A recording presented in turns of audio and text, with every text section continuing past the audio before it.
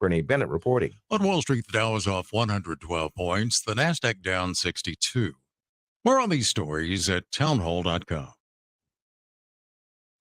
Charlie Dombeck here from Key City Capital. As a practicing CPA for nearly 30 years, I have found that 80% of your ability to grow your wealth is dependent upon two factors: taxes and investment performance. At Key City Capital, we improve investment performance by diversifying capital into off-market investment opportunities in passive rental real estate and alternatives like asset-backed lending. We recover dollars that clients unnecessarily pay in the form of income taxes, creating a lifetime annuity of savings. We are a sponsor of passive, affordable single and multifamily residential rental investments, which are located in Sunbelt landlord-friendly states. These investments are the top choices in a rising interest rate and inflationary environment. They represent a store of value, protecting your capital from market volatility. Learn how we at Key City Capital can help you ultimately grow your wealth rapidly. Connect with me at keycitycapital.com or give me a call at 817-912-1569.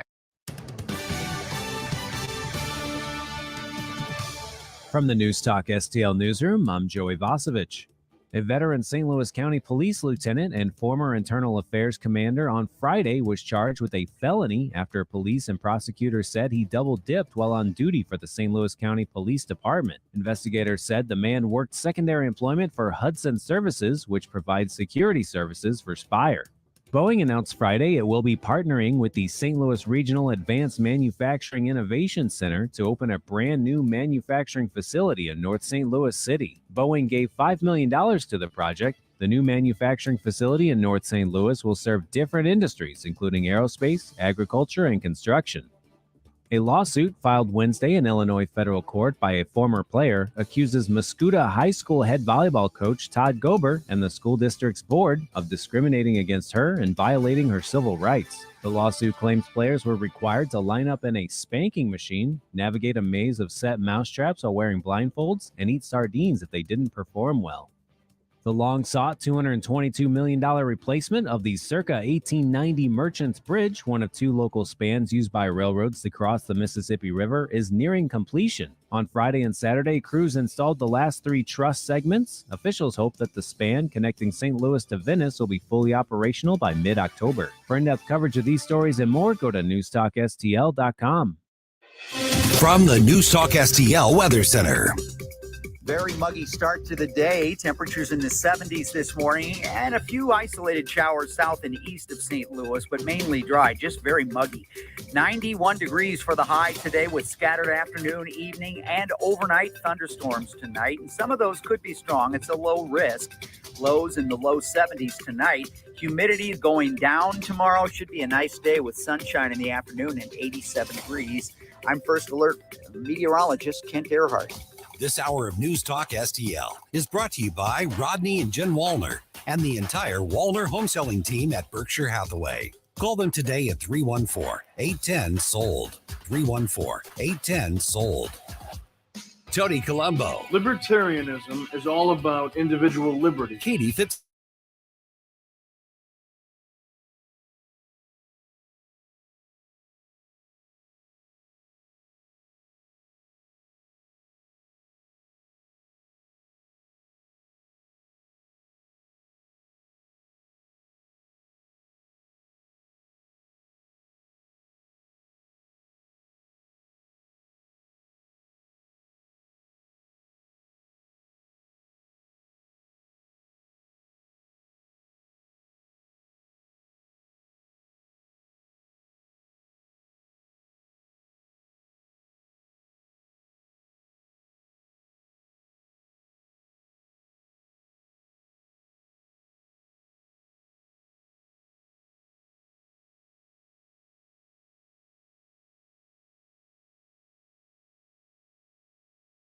STL. I am Tony Colombo. My partner is Katie Fitzpatrick, and it is a Monday afternoon. How are you? I am excellent.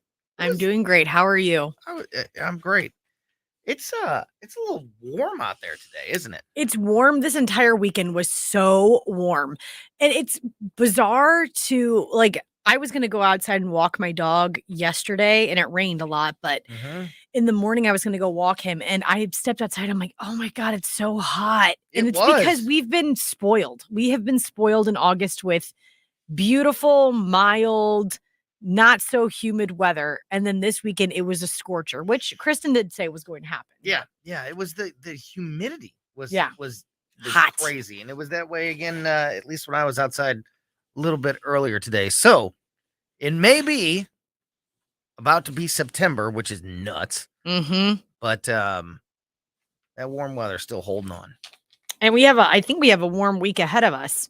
We have a very warm week ahead of us, and this weekend is supposed to be warm. So still holding on just for a little bit longer. Mm-hmm.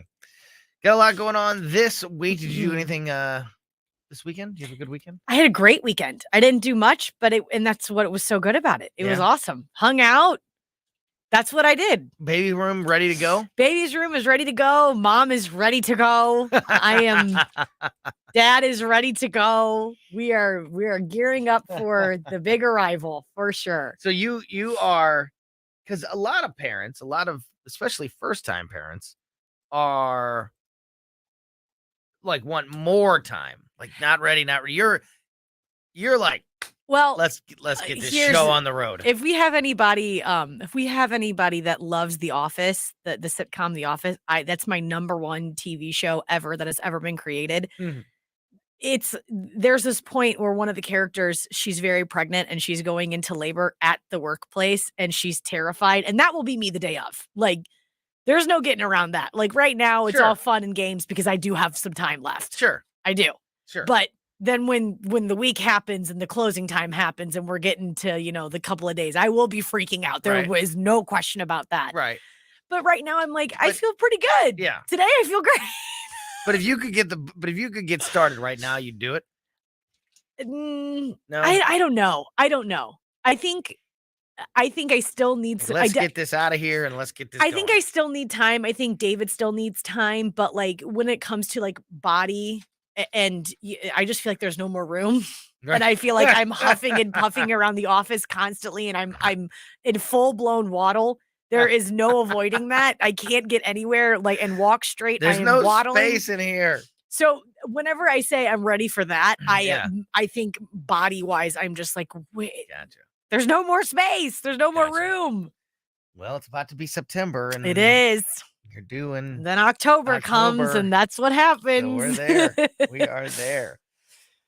All right, lots to talk about this week. In a few moments, we're going to talk to Tommy Piggott. He is the Rapid Response Director at the RNC. He has been on with us many times in the past. He's going to come on and talk about the student loan situation, continued fallout from that. I've got a couple stories about that we'll get through today. He's also going to, we haven't touched base with Tommy since the 1 year anniversary of us leaving Afghanistan, and I know the RNC and Tommy have a lot of thoughts in that area as well. That's kind of I think a lot of people look back, and I mentioned this I think one day last week that the evacuation of Afghanistan seemed to be the beginning of all the bad stuff. Like Joe Biden's presidency before that was certainly questionable, and there was plenty of things to take issue with, but it seemed like Afghanistan was the beginning of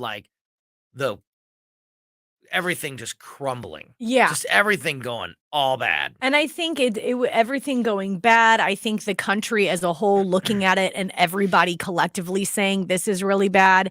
And then, we did lose 13 members of our service. We did lose lives also on top of it. So I think that it reality, it was so botched. Yes. It just was so, it just showed the ineptitude at such a high level. Yes. Of the leadership of this White House and this party and this current administration, that ineptitude was for the first time just on full display. And they couldn't get away with it. They couldn't hide how bad it actually was. They couldn't spin it into anything, at all.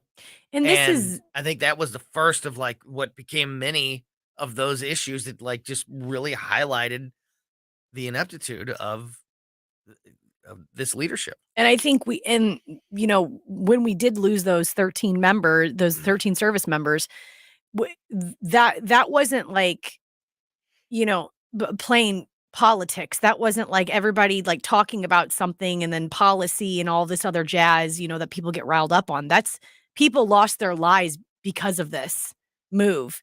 So I think the reality of that is like, I mean, it was such a moment, a pause in politics, in society, to look at this and say, wow, we do not know what we're doing.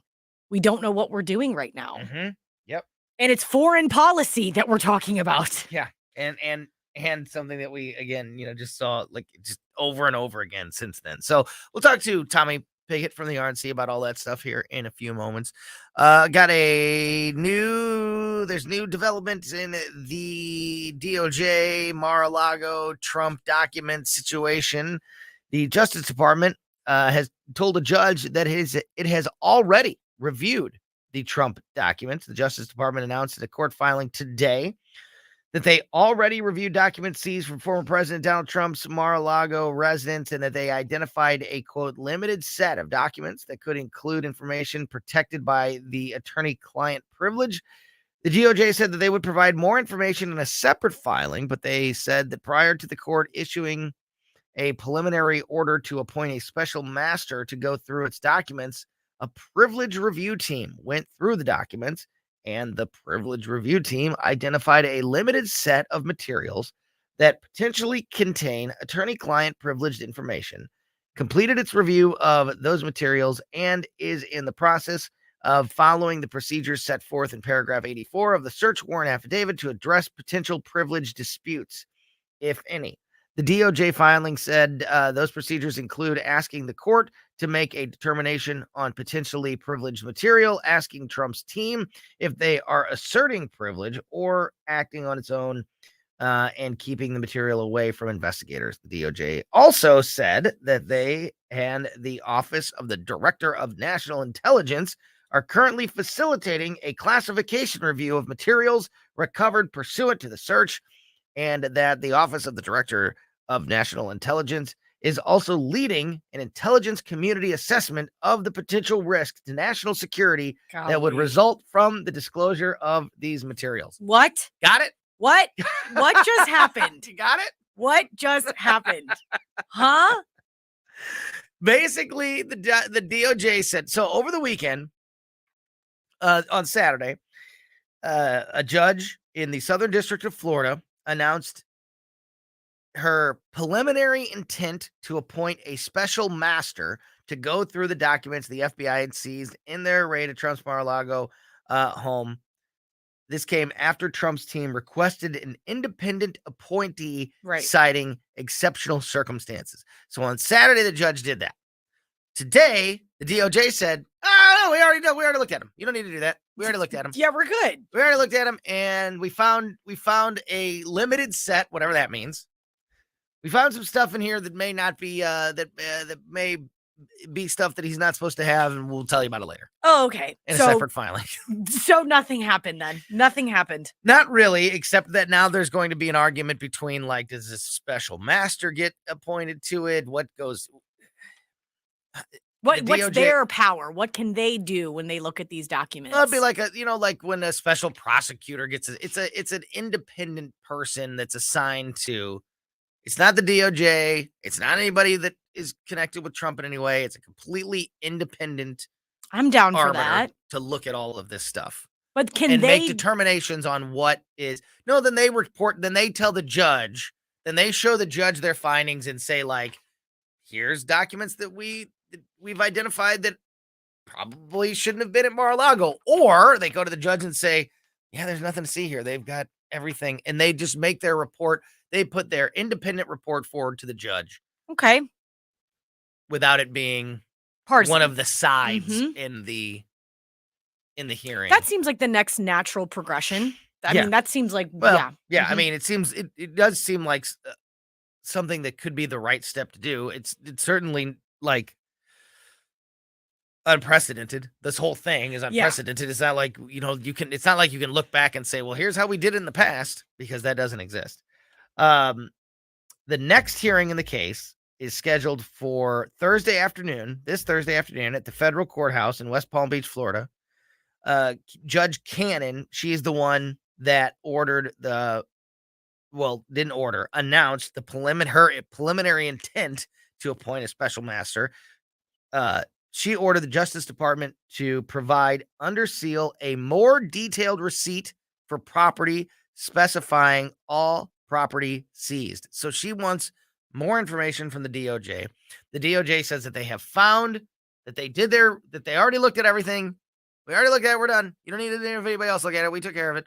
And that they have found a limited set of documents that they feel are something the president should have had. And they're going to... They'll let us know.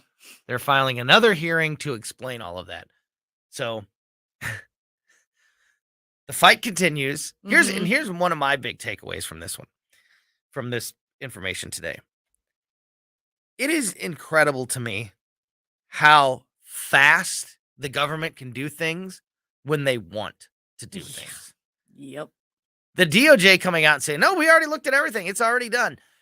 You remember when Judge Kavanaugh was going through his whole thing and that special that Senate panel gave the FBI like 10 days or 15 days or something and said, look, if you've got people you need to talk to because you think that there's something in this guy's past that's not there, you've got this many days to do it.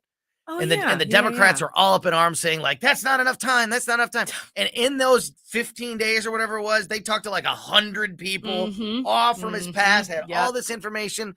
It's like, usually things in the federal government take months. Oh yeah, so slow. Months. Oh, if you're gonna file a bill or you're gonna try to get something done or change this or blah, blah, blah, or get something accomplished, you got to do this step and then you got to do this step and then we have to have another, and then we have to have another hearing. So we'll schedule that hearing 6 weeks from now, and then at that hearing we'll do whatever we do, and then we'll have another hearing and we'll schedule that one 4 weeks after that one.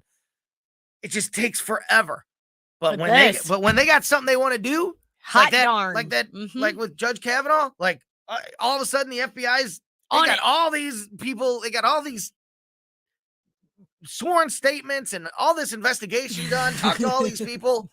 And they then know this the thing, answer. And then this thing, DOJ is like, yeah, we've already, not only do we have it all, we took a look at all of it, which doesn't surprise, my point is, it should go this fast all the time. I'm not saying they did anything extraordinary to look at all this stuff. I mean, they've had it for weeks now. Yeah. And they have 1 million people, so they have, they can get through it pretty quickly. It just, I think this is a good reminder of how fast things, or it shows you really how fast things could get done if they were forced to get things done this fast. I think to your point about the expediency is because they know that the American public is very restless. Now the news cycle is on the FBI side because we're always moving, and people have gotten used to that pace.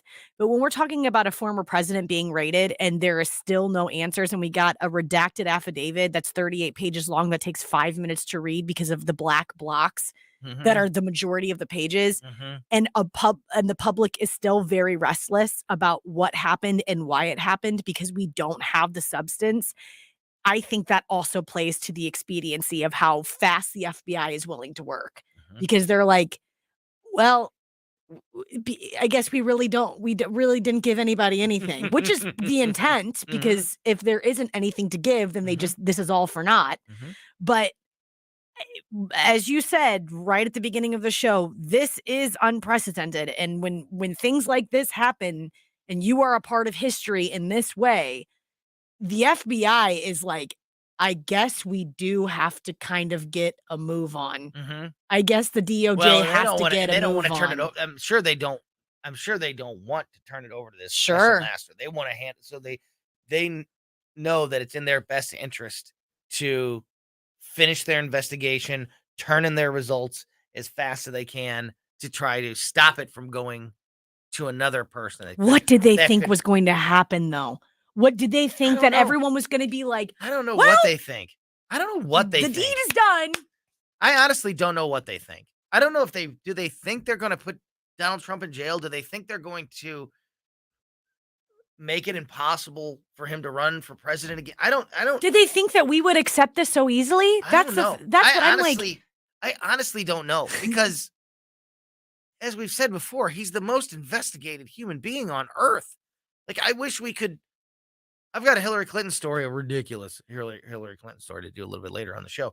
But like, I wish that we could investigate Hillary Clinton at 10% the level that Donald Trump's been investigated. And I bet we would find something legitimate, like something honestly criminal in there. And I'm not saying Donald Trump's like squeaky clean or anything. He's certainly, whatever, but he's not this super villain that's so much worse than every politician that we've ever had that requires impeachment after impeachment and prosecutions and raiding of his house. Like, are you kidding me? Because I can think of a whole lot of other people. If we're going to do this. Yeah, let's do it. We're going to do it. That's fine. If we're going to hold these people accountable for every single thing, let's do it then. I'm on board. But you got to go after Hillary Clinton, and you've got to go after James Comey, and you've got to go after everybody else. You got to go after Nancy Pelosi and her husband, and Maxine Waters and her husband.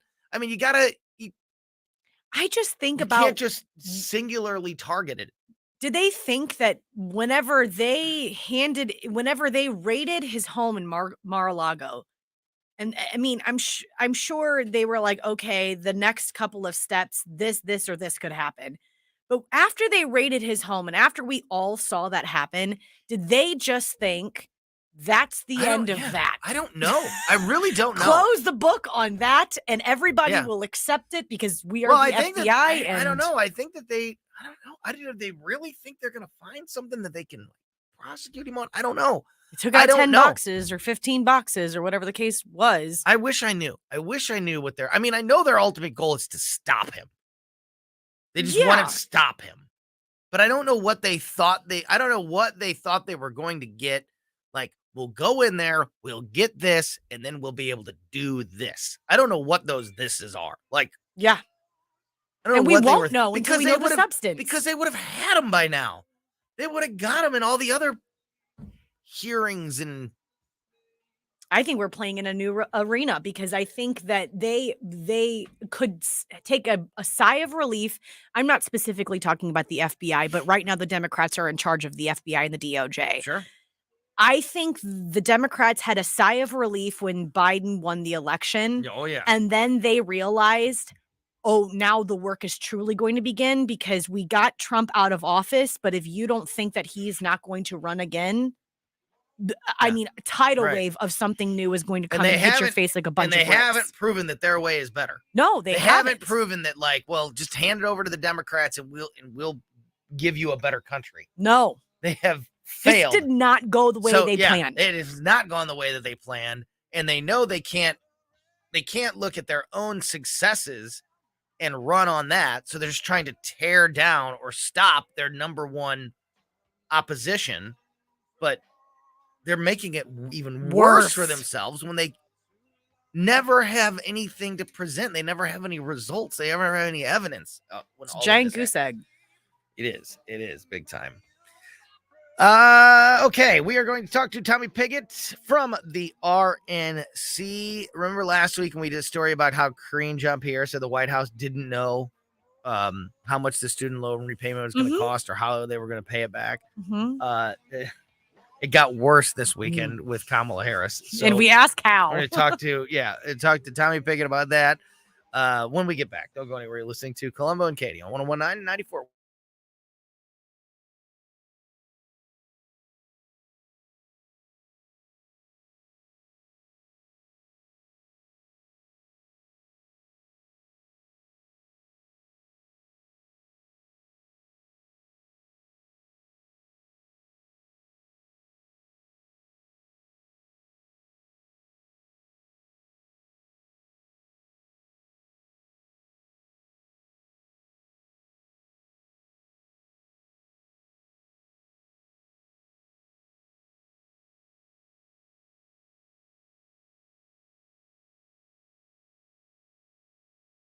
About, you've heard me talk about how much success I've had working with the Wallner home selling team. My wife and I were thrilled with the results that Rodney and Jen Wallner provided for us, selling our home for way more than we ever could have imagined, helping us find our new home.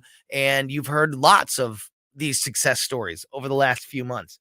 Well, the window could be closing. Things are changing. The markets are changing.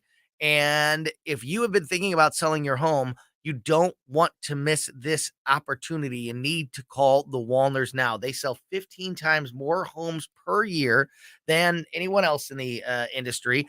They have so many qualified buyers right now that they guarantee to get you an offer. And this is something you need to take advantage of before it's too late.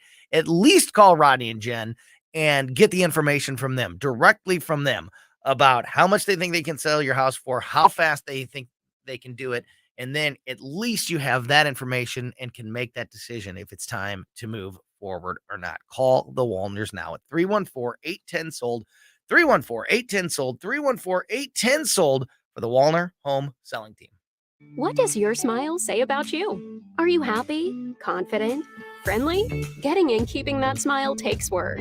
Proper brushing and flossing daily, and drinking fluoridated water. Fluoridated water has been in use for 75 years and is considered the most safe, equitable, and cost-effective way to prevent tooth decay. A healthy smile means a healthy person and a healthy community. For more information, visit health.mo.gov. A message from the Missouri Department of Health and Senior Services.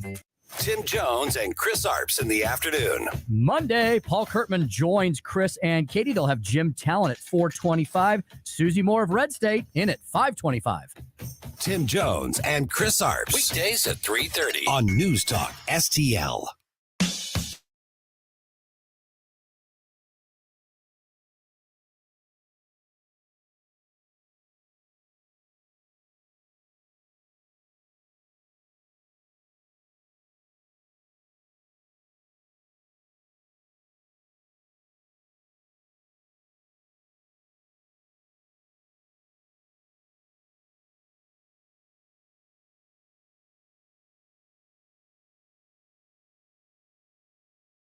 The phone once again on the show is the rapid response director at the RNC. Tommy Pigott is back with us. Tommy, thanks as always for your time this afternoon. How's it going?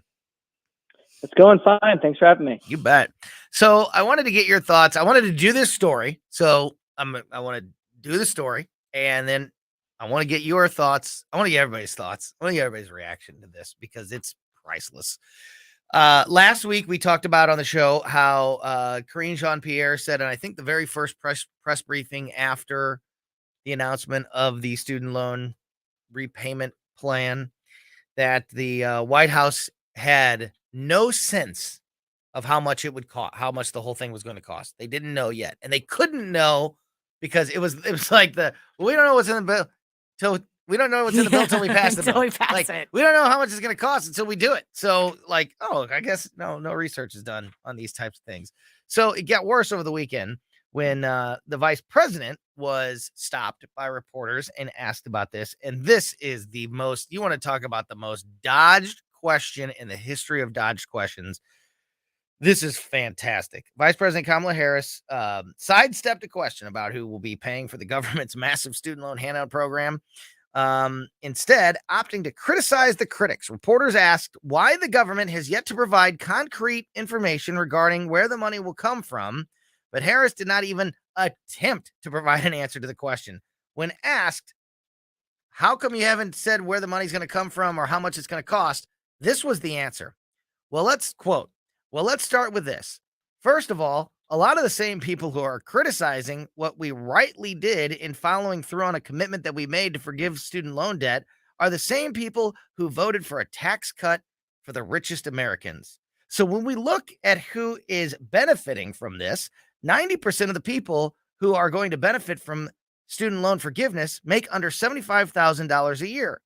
And that debt has been the reason that they're unable to start a family, buy a home, and pursue their piece of the American dream. The question was, what is the question? Who's going to pay for it and how much it's going to cost? Come on. That is just incredible. And Tommy, we all know that they don't give the answer because they don't have the answers, or they don't have the answer that they want to admit to the American people. But this thing, the rollout of this has been just absolutely incredible, in my opinion. What are your thoughts? Well, incredible is definitely one way to put it. Incredibly bad, I probably would add to the end of that. Yes. I would agree. So I think there's just so much wrong in what you said. I mean, putting aside just the obvious dodge, because we know who's going to pay for this. It's going to be working class Americans who didn't go to college.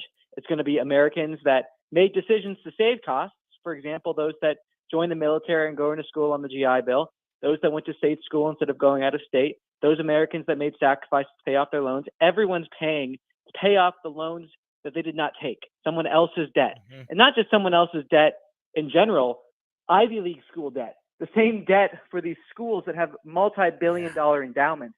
But instead of actually addressing the root cause of the problem, Biden wants to make working-class Americans pay for this. And then that's not even counting. This is one thing I wanted to point out there. She talks about the tax cuts. I mean, talk about misinformation.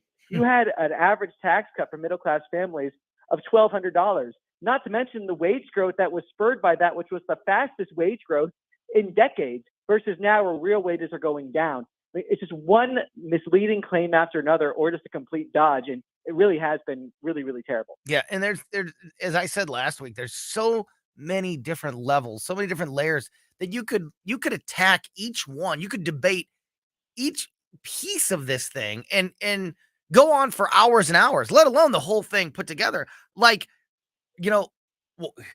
why is it okay for this one moment in time to give the kids that owe money now? What about the people who've just finished paying off their loans? What about student loans in the future?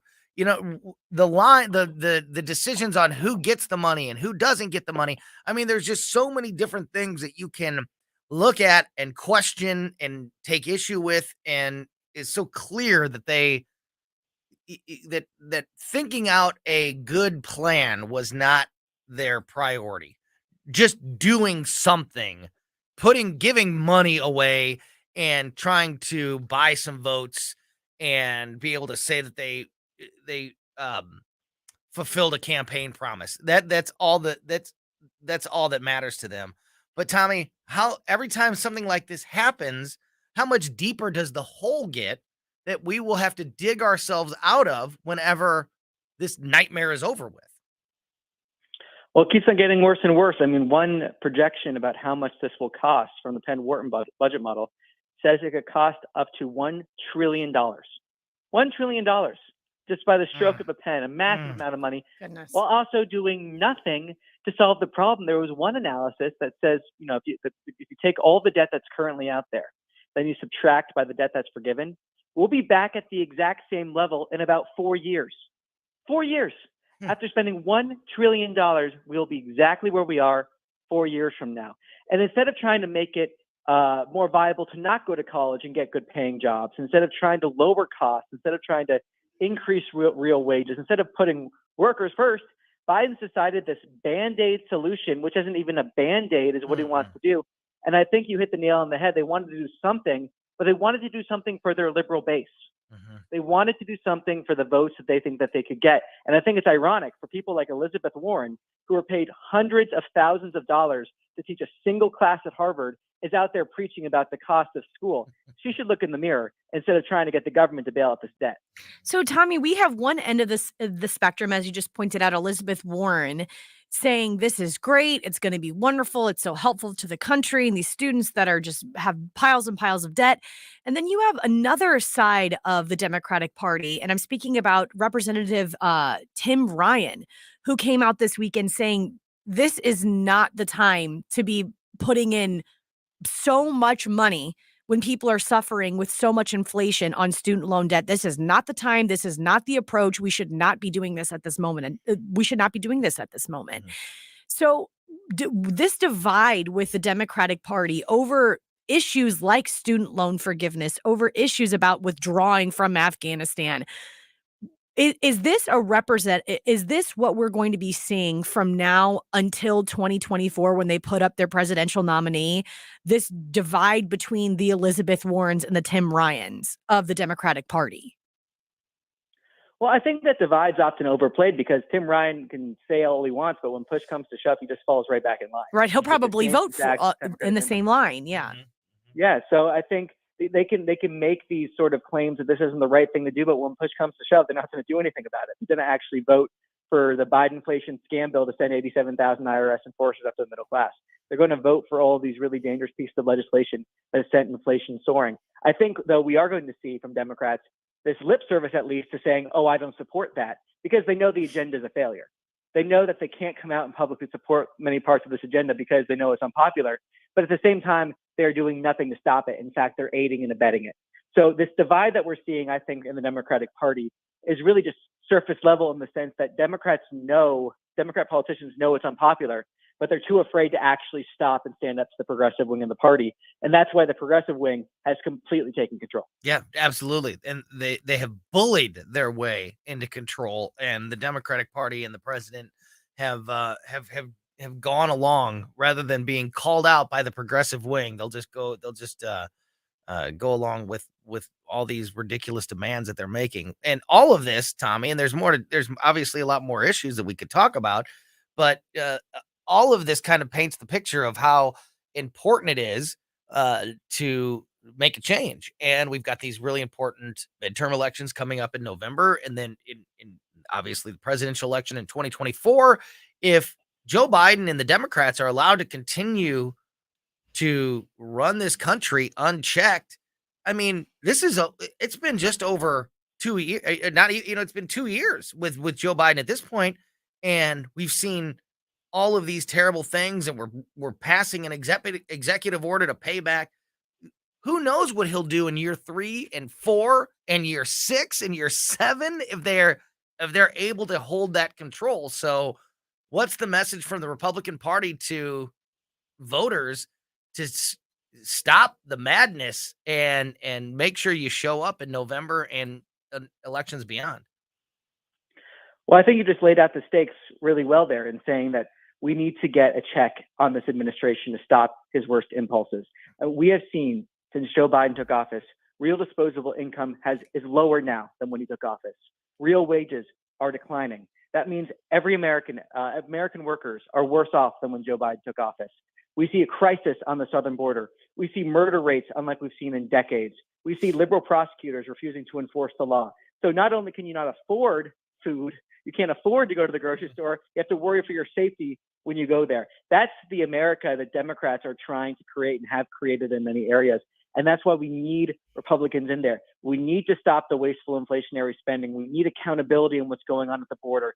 We need a government that holds people accountable for not enforcing the law and actually enforces the law that the American people voted for and they want to enforce. So we need Republicans in there to stop this worst part of this administration. And I think the contrast really that we see between Republican-led states that are empowering families, empowering businesses, empowering parents in schools, that contrast compared to the failure we're seeing in Washington, D.C., I think is really stark. It's really compelling. And I can't think of a better argument why Republicans need to be elected in Washington, because we need to bring these policies that are working on the state level to Washington, D.C., and we need them there as soon as possible. Tommy, last Friday, Jean-Pierre said this about MAGA Republicans. What MAGA Republicans have done, and you can look at the definition of fascism, and you can think about what they're doing, attacking our democracy, taking away our freedoms, wanting to take away our rights. That is what it is. It is very clear. So the Biden administration, the great uniters, that's what they ran on. They are now running on MAGA Republicans specifically as fascists. And I believe that they will continue to have this notion from now until 2024. Is that a winning strategy for the Democrats because they don't really have anything else? I'm astounded to hear Jean-Pierre actually admit this. I know Biden at a campaign rally in Maryland also said the same thing. But is this what they can run on because they don't have many successes? Well, I don't think they can run on it because I think the American people see it for the really disgusting slander it is. Mm-hmm. Yes. Slandering millions of Americans as semi-fascists. It's not that smart. Is outrageous. It's completely not factual. First of all, right? It's completely outrageous, and it's a slander. It's in the same realm and the same line of thought when Joe Biden went down to Georgia and said that a common sense, widely supported voter integrity law was Jim Crow 2.0. And then come the next primary election and turnout in Georgia is up.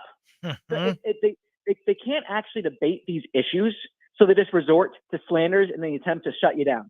They just try to call you the worst name possible to try to intimidate people. But the GOP is not intimidated. And I know the American people aren't intimidated either, because the American people are sick of it. They're sick of the failures of this administration. They're sick of the lies from this administration. And I don't think slandering millions of Americans is going to work the way Joe Biden thinks it does, because it's outrageous and it's just flat out wrong. Got a few minutes left here with Tommy Pickett from the RNC. Tommy, I know that President Trump is not currently, an active politician in the Republican Party, but obviously he is looked at by many as the leader of the Republican Party. And what's going on with this unprecedented DOJ raid on his house in Mar-a-Lago. We did a story in the first segment, kind of catching people up on the latest there.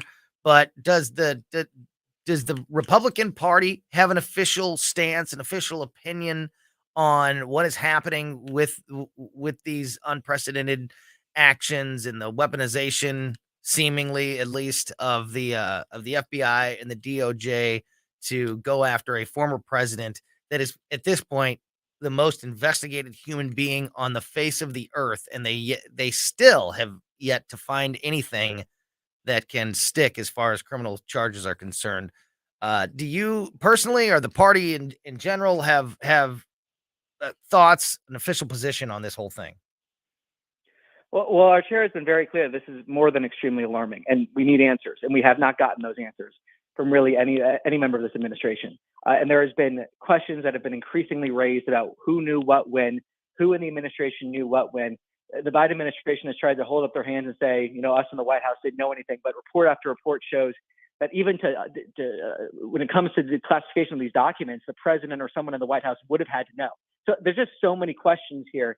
And our chair has been very clear in demanding that we get these answers as soon as possible, because it's part of a pattern, unfortunately, of really highly questionable actions of targeting this president or President Trump, making sure that they go after him in really ways that are inappropriate, lying to a FISA court. There's just so many examples where, unfortunately, they don't have credibility. We just can't take their word for it. We need answers. We need to make sure that we get to the bottom of this. And it's also part and parcel of a DOJ, Biden's DOJ, that is weaponized against parents that go to school board meetings, that is refusing to go after pro-abortion terrorists targeting pro-life centers, that is refusing to enforce the law at the border. So it's more than just even this example, which is really egregious, but it's a widely and more broadly misplaced priority of Biden's DOJ that seems to say if you're on the left, you're above the law, and if you're on the right, you're going to be targeted for extra investigation and scrutiny. That's not how our law is supposed to work. We need answers. We need accountability. And again, that's part of the reason why we need a Republican Congress, so we can have that accountability. So speaking of that Republican Congress, last question for you.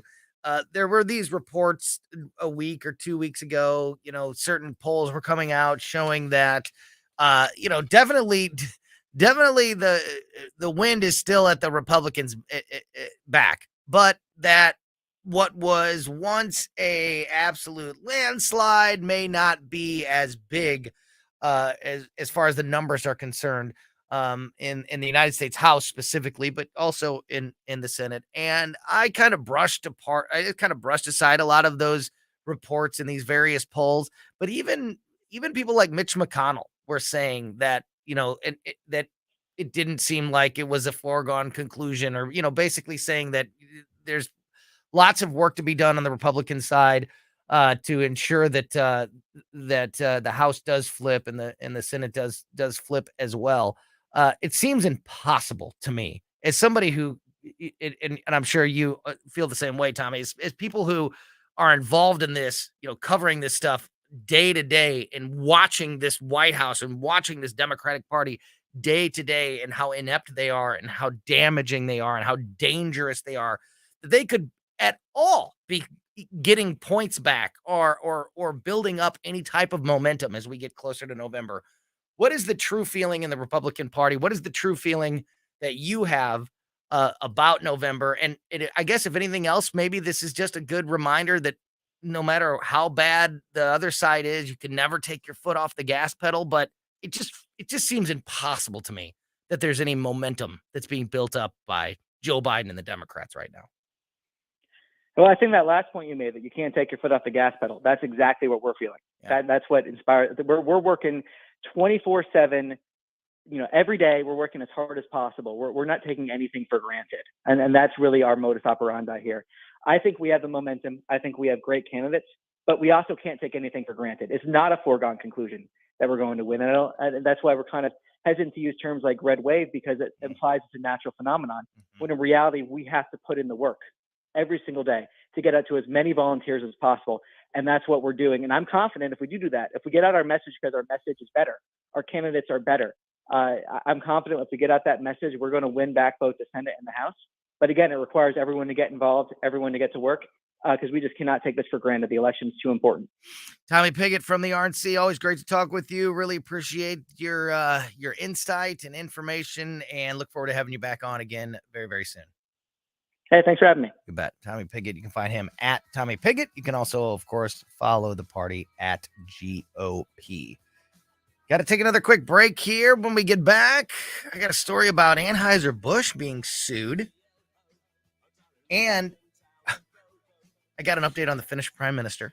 Oh. Because I'm the only person in the Uh-huh. world covering that story. Yes. And Ozzy Osbourne says that the United States is too crazy of a place for him to live anymore. Not Ozzy. Not him. We can't lose Ozzy. We can't say it's crazy. It's too wild here for Ozzy Osbourne. For the guy that bit the head off a bat. Yeah. All of that. Lots to talk about. Don't go anywhere.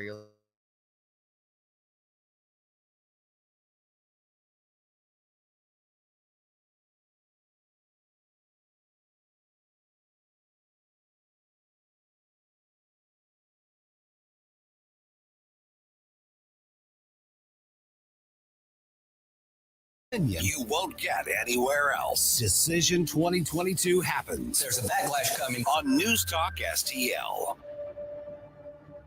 So the temperatures out there today are proof that the summer St. Louis weather is not behind us yet. If you're having any issues keeping your home cool and comfortable, you need to call our friends at Agers Heating and Air Conditioning. Doing right by the customer is the number one priority at Agers, whether it be repairs or replacement. They will come into your house. They will give you all of the information, let you know exactly what's going on, and present you options to address those issues. If you are looking to put a new system in your home, they'll come to your house with a mobile showroom, which is nice enough to live in. You go outside. You don't have to go anywhere. It's right there at your house. And you go out and you touch and you feel and you operate. You hear the fans kick on. You work with the thermostat. You know exactly what's going in your home, and you can make the best option for your home and for your budget. Same things when it comes to repairs. They will explain to you exactly what the issue is and the different options that you have to address that issue. So again, you are making the right decision and best decision for your family and for your budget. Learn more about Agers on the website, callagers.com. It's AGERS, callagers.com. I had to wear glasses and I had to wear contacts for over 40 years. And thanks to my friends at Brenton Vision, never again. Mike Ferguson here for the Brenton Vision and my friends over there. The number is 314-375-2020. You can also learn more at brentonvision.com. Hey, this is the year. Get it done. Stop going to the eye doctor every single year so they can sell you more glasses, sell you more contacts, and charge you for another exam. Get laser vision correction surgery done just like I did. I had no idea how much it was going to change my life, and I wish I'd done it sooner. Once again, 314-375-2020. Go get your consultation. Find out what laser vision correction can do for you, and they've got all 7 types. This is not just a template. This is customized for your body. 314-375-2020. And be sure to tell them you heard about Brenton Vision from Mike Ferguson at News Talk STL. Since 2007, the state of Missouri and local governments have handed out almost $5 billion in tax subsidies or abatements to private developers. That money could have gone to basic services like schools and public safety. And studies show these subsidies don't produce the promised jobs and growth. If developers want to build a sports stadium or shopping mall, why should they be given our tax dollars to do it? It's time to reform economic development subsidies. The Show Me message has been brought to you by Show Me Institute and Show Me Opportunity.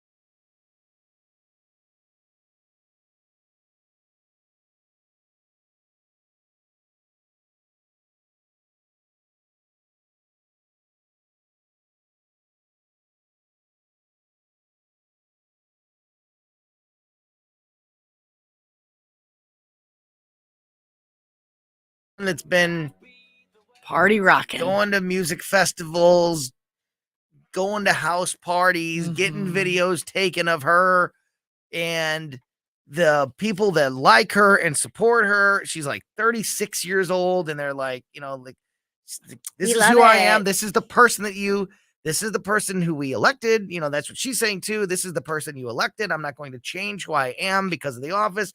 People who are opposed to her have been saying, this is not the way to behave. This is, you make the office look bad. Recently, she took a drug test because of the way, I guess, people, she's partying, dancing or whatever. Yeah, so, I mean, she tested negative. She's not out there, partying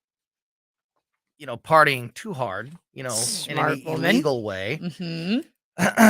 So, today, I guess it was over the weekend, Hillary Clinton got involved. Did you see this? Yeah, I saw a Did you see still this? shot, but I don't know if it's a video or what. Hillary Clinton has come out and standing in solidarity with the Finnish Prime Minister Sanna Marin, excuse me. Hillary says, "Keep dancing." Okay, Hillary. Nobody asked. Former Secretary Nobody of State asked Hillary you. Clinton urged and battled Finland Prime Minister Sanna Marin to, quote, "keep dancing," despite criticism after leaked videos showed her dancing and partying with celebrities and social media influencers. She is so desperate to jump on the she is so desperate to jump on the bandwagon of young people. It's what's truly deplorable? Hillary Clinton's social media game. What are you doing? What are you doing? This is what she tweeted. As Ann Richards said, "Oh, Ginger Rogers did everything that Fred Astaire did. She just did it backwards and in high heels. Here's me." Oh. And let me piggyback off of this real quick. Cartagena, while I was there for a meeting as Secretary of State. And it's a picture of her dancing on a dance floor. And it says, "keep dancing." Hillary, how low can one person go just be relatable, to just have a tiny bit of relatability? You're so right that she's so desperate to be like relevant and clinging on to dear life and hip and cool, but at the same time makes a Ginger Rogers reference. And you're Hillary Clinton. You can't, it's just not going to work for you, honey. It's just not going to work. I thought this was great. New York Post columnist Carol Markowitz tweeted, I think, the perfect reaction by saying, how do I make this about me? Yes. Oh, I got it. I also danced once. Yeah, that one time I danced. Let me send you a picture of it, and then everybody can know that I'm a human being and not a robot, too. Look at me. I'm relatable. I'm Hillary Clinton. Come on. Great first hour there. One more segment to go until we turn things over to the Tim Jones and Chris Arp show at 3:30. If you missed anything so far, you don't ever have to, because you can download the Colombo and Katie podcast, subscribe to the Colombo and Katie podcast on your favorite podcast platform.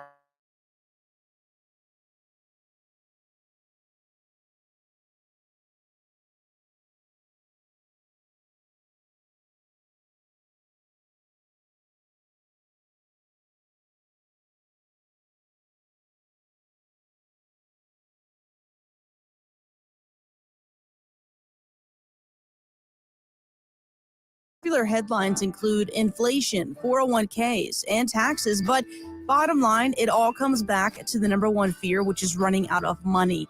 If you're close or in retirement, you have two big jobs: protect your life savings and create income for retirement. So how do you do that? You call Steve All and the team at the All Financial Group, and you put together a customized, comprehensive plan. Start checking off those boxes for income for life, tax-free retirement, and much more. Let's sit down and talk about your questions, because I think that's the most important thing that it is out there. It's what questions do you have? Call today, 636-230-8824. That's 636-230-8824. Or go to yourmoneymattersstl.com. Investment advisory services offered through Retirement Wealth Advisors, LLC. By contacting us, you may be provided with information about insurance products, including annuities, licensed in Missouri and Illinois.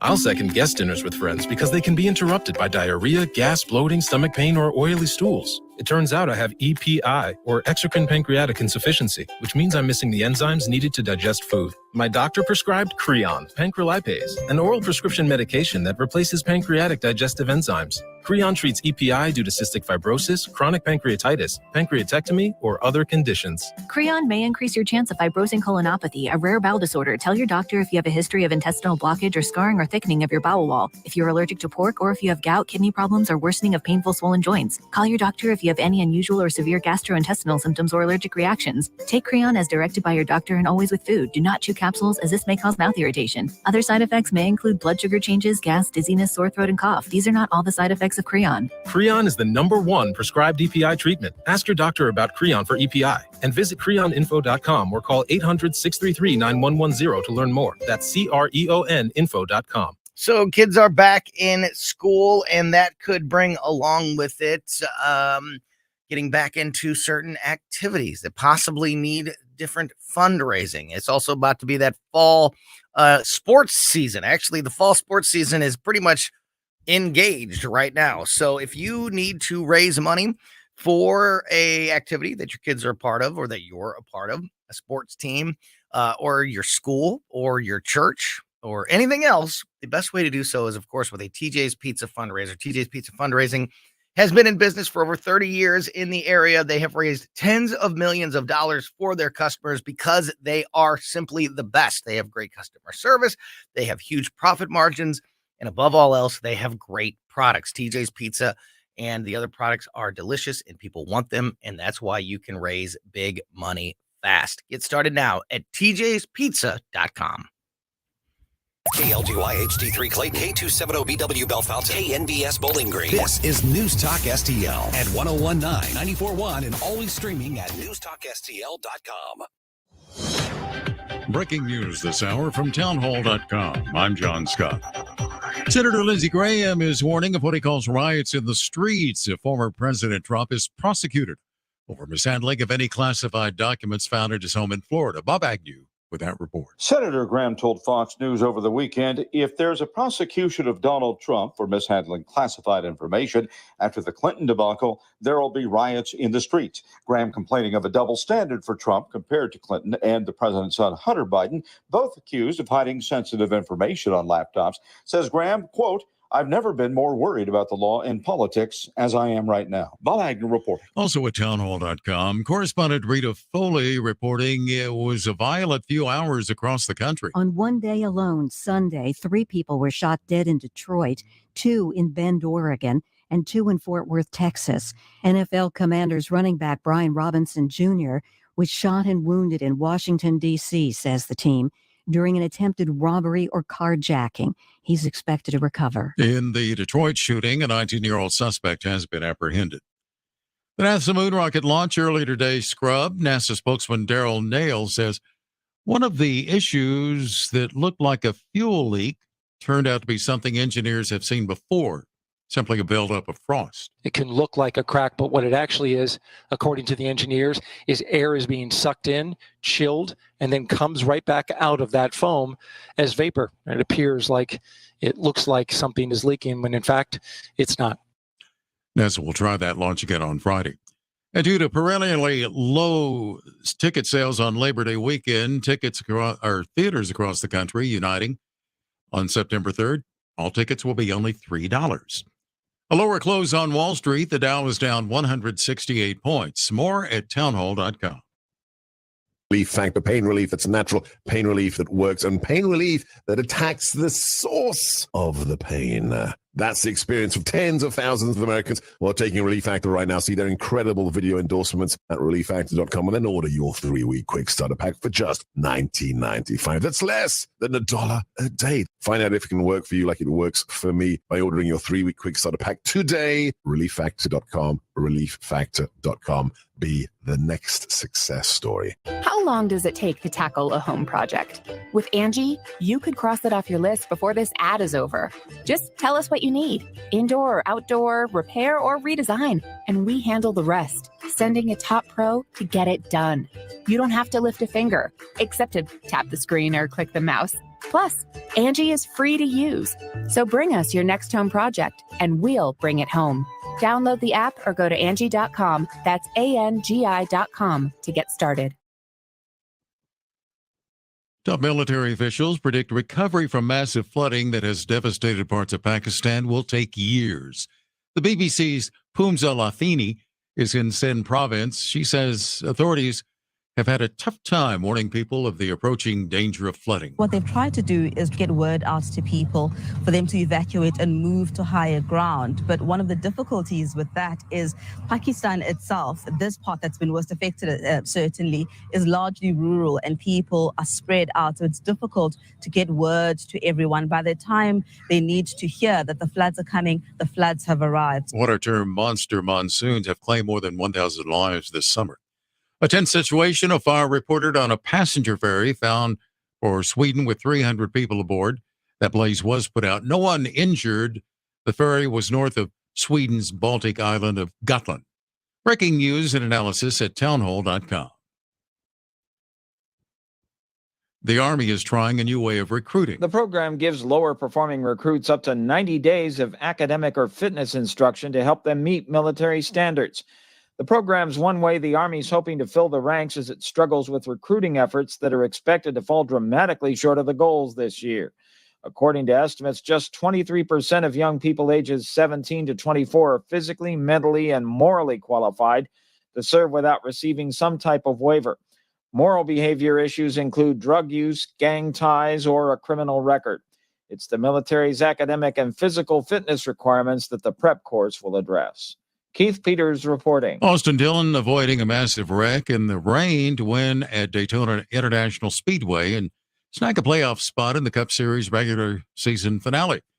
Defending series champ Kyle Larson was the first driver out of the race. More stories at townhall.com.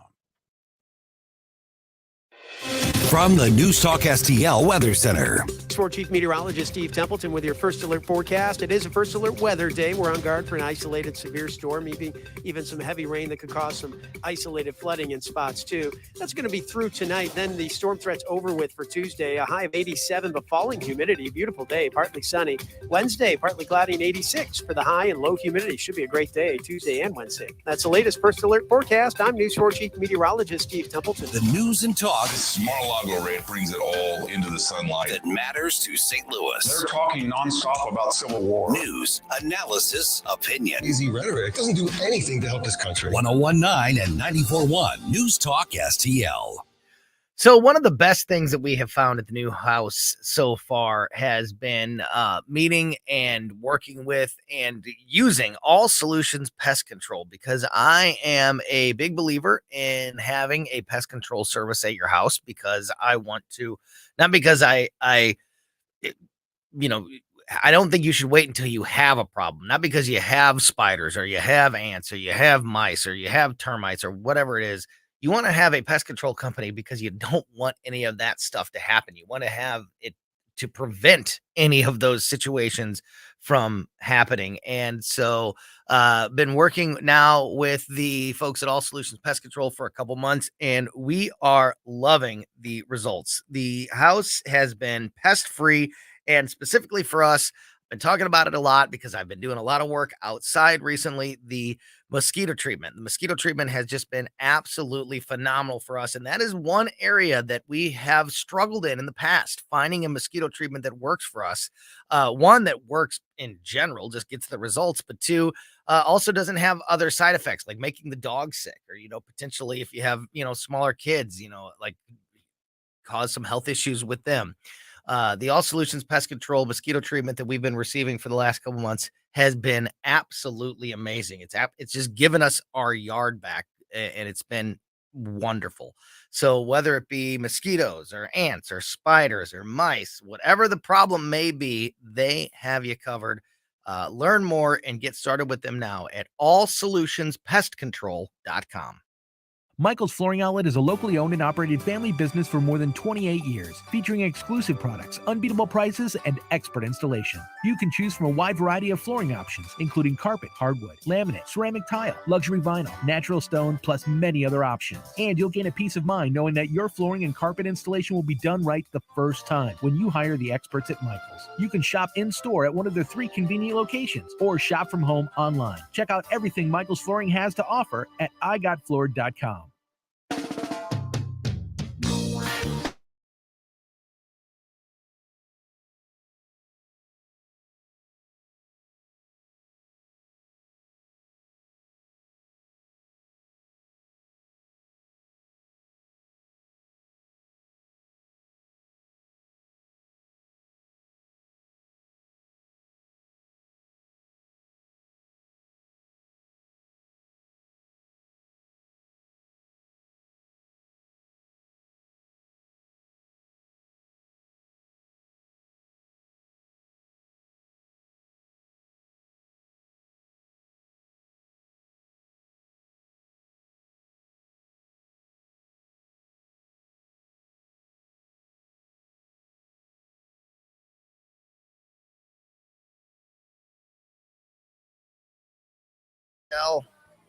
You're a big Gwen Stefani fan, right? I love her. She's I think great. she is beautiful, talented, triple threat, fun, energetic.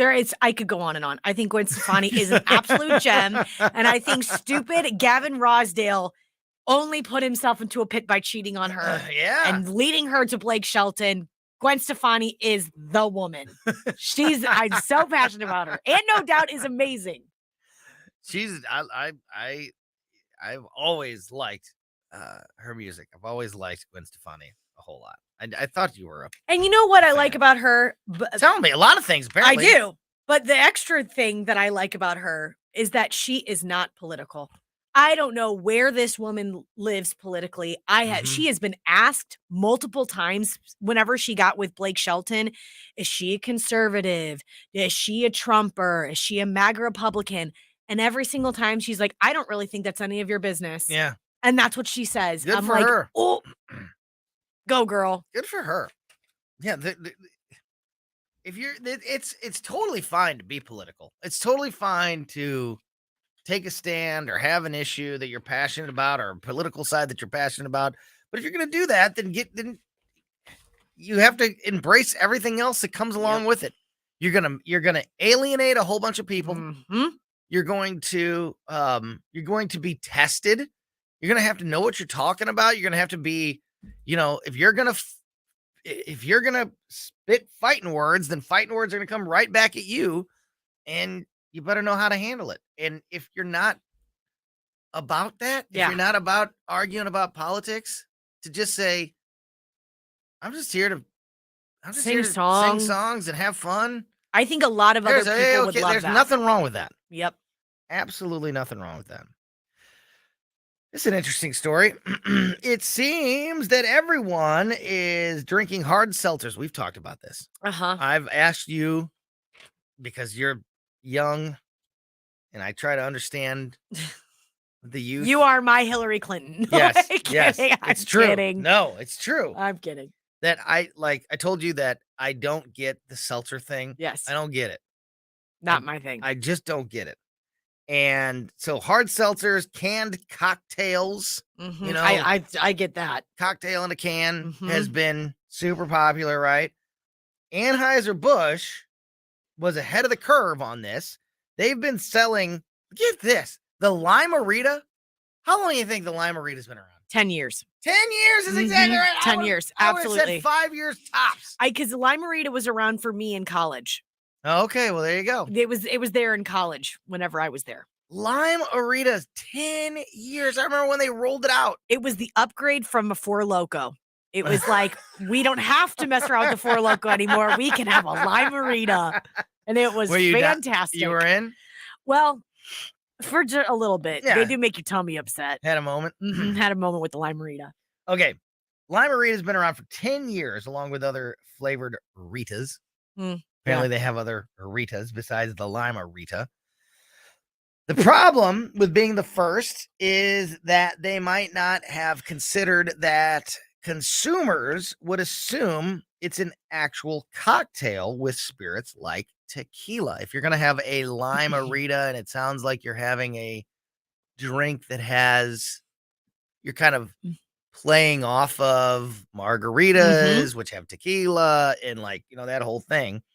Rather than just being a flavored beer, which is what it is. It's just beer. Well, seltzer, whatever. It's not an actual It's not like a margarita, yeah. Correct.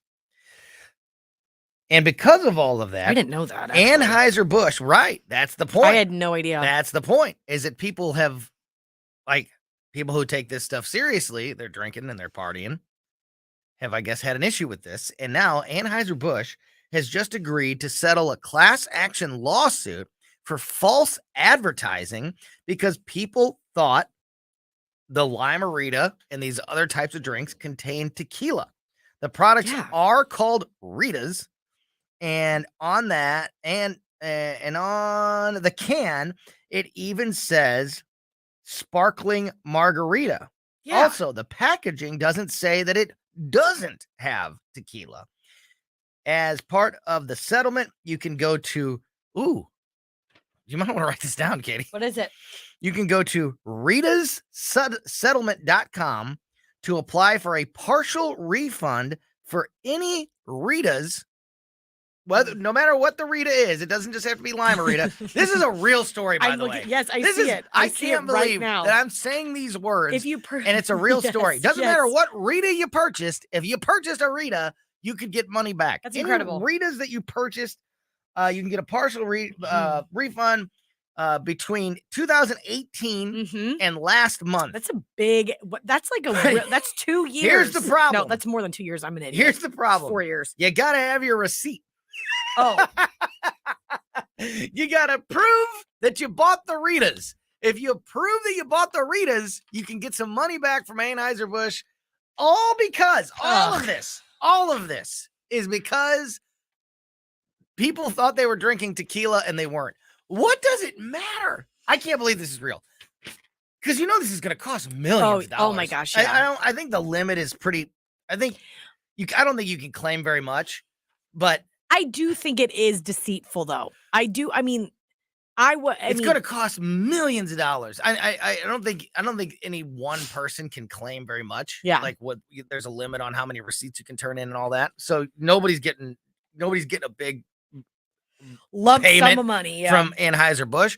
But if Anheuser-Busch pays out thousands and thousands and thousands of small little payments, it's going to add up. It's going to end up being millions of dollars for Anheuser-Busch, all because 10 years ago when they rolled out the Lime-A-Ritas and called it a sparkling margarita, they didn't say dishonest. They didn't. Were they? I guess it's one of those things that the blame lies on you as the consumer for not reading the label and not knowing what was in the drink when you purchased it. But what do you care? But I think but it is a trickery to some degree. Look, there is trickery involved to name something Lime-A-Rita and not have tequila in it. But weren't you just like, okay, I was a big drinker. Never once did I think to myself, like, but what exactly is the alcohol that's getting me drunk tonight? Like, I just wanted to drink, and I wanted the result, and I wanted it to taste good. Yes, and I wanted to drink it. See, if somebody would have said, here's a limerita, and I would have tasted it, and I'd have been like, oh man, that's really good, and it's doing the job. So here we go. But it doesn't have tequila in it. Oh, well, get that away from me. But you know what? Get that thing away from me. Here's the opposite end of what you're talking about, though. And I have been this person. I have been very cautious about nights that I knew that I was going to drink and mixing the alcohols of what I wanted to drink. Mm-hmm. And if someone I agree with them. The mixing, I think, of the alcohols is where people are like, I'd like to get tipsy, but I don't want to get sick. So if I mix this limerita, which I thought was tequila, with other tequila, and I go, and that is the drink of choice. Listen. This is. I understand your point. I understand your point. But the argument you just made is, tequila I don't want to won't drink make you too much, sick. so I'm only going to drink a tequila tonight. Like that's. I get your point, but you need a better analogy. But you know what I mean. Like if I'm gonna drink and I want to be a certain level, and I say to myself, I'm gonna drink just beer tonight, and someone hands me something that I was like, oh, this is beer. I know it's beer, but it isn't beer, Right. and it's like a seltzer. Well, or I don't want to drink that limerita because I don't want to put any tequila in my belly. Now you've deprived yourself of a delicious limerita because you thought it had tequila in it. Because it was advertised as a sparkling margarita. It was, and it ends in Rita. Look, I'm not here to defend Anheuser-Busch. I gave up on Anheuser-Busch when they sold out when they were no longer a St. Louis company. So I don't care one way or another with Anheuser-Busch anymore. I'm certainly not trying to stick up for a big corporation. But are you trying to stick up for Rita? This maybe. This one just seems like millions of dollars because people thought they were getting drunk off of tequila instead of getting drunk off of beer. Like, Linda really? says this is a crock. How can you sue for a malt beverage? It certainly does say it on the can. It says it. I mean, and that's where. But it doesn't say that it doesn't have tequila. That's what the lawsuit. And here, listen, it must be legit because Anheuser-Busch are already agreed. They've already agreed to pay it. They're not even fighting. Well, it. they know it was tricky. So they must have. Yeah, they're legal. They know. Nobody has better lawyers than Anheuser-Busch. Yeah. So, because they can get any legal team that they on earth, and if they've already agreed to pay the settlement, then they must have.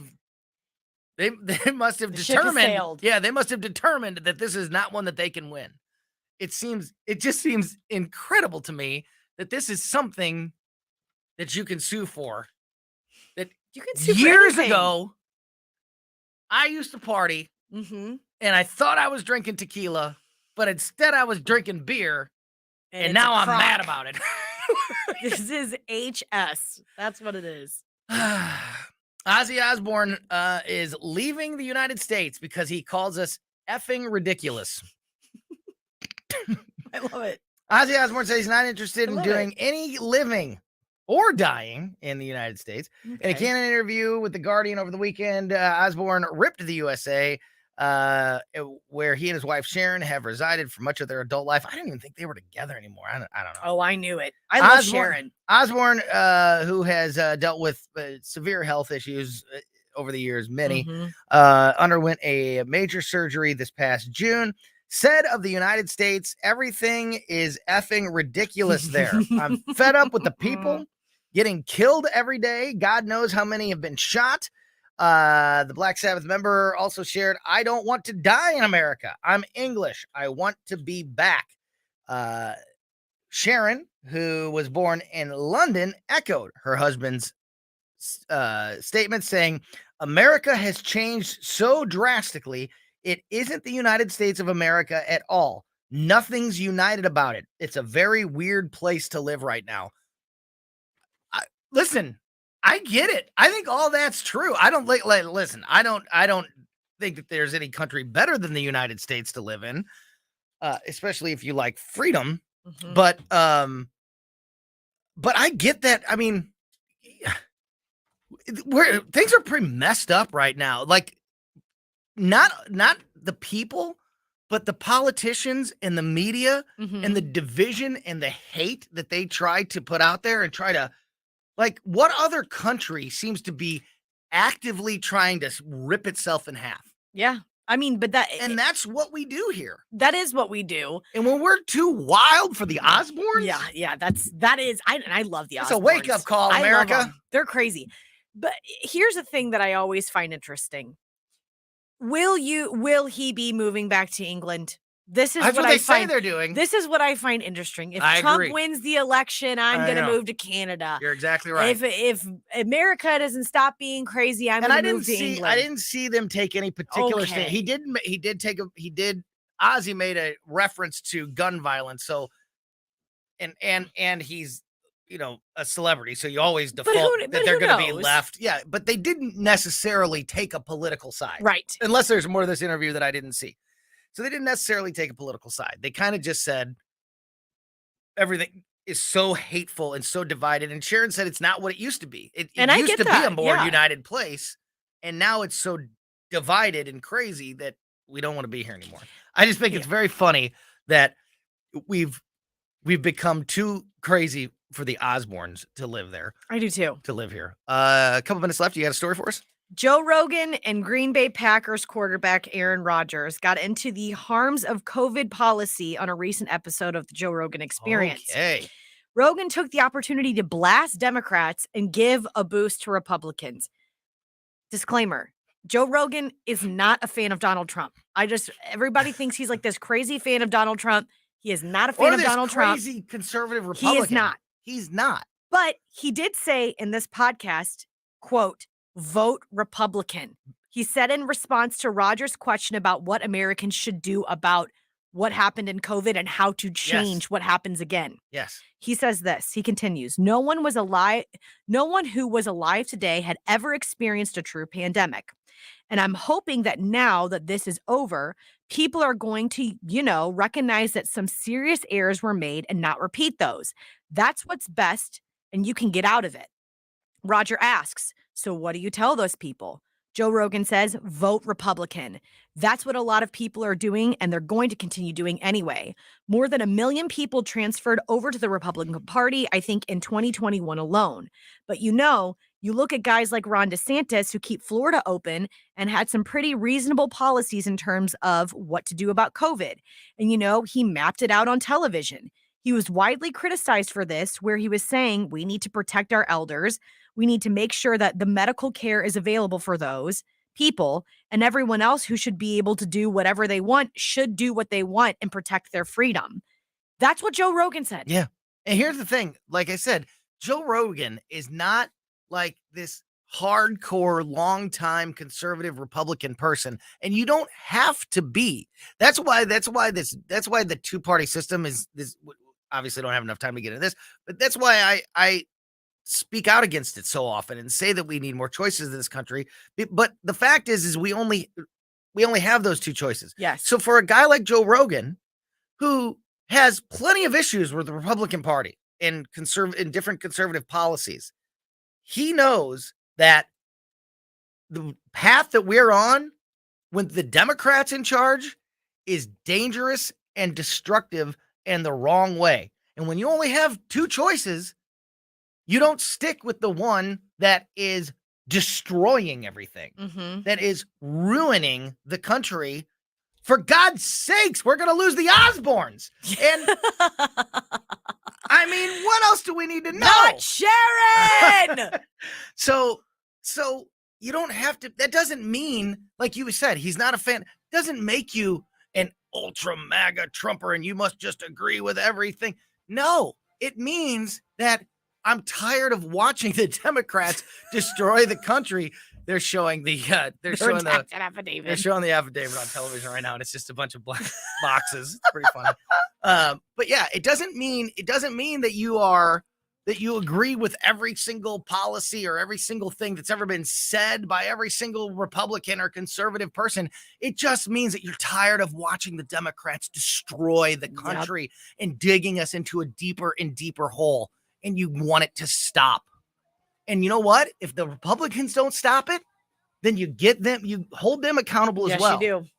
But he's exactly right. I was like, whoa. Yeah. That's a big statement.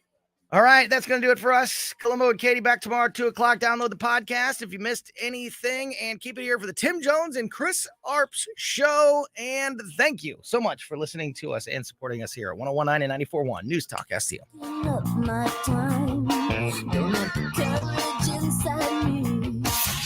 Talk Talk radio made in St. Louis for St. Louis. This is News Talk STL. Our responsibility. News, analysis,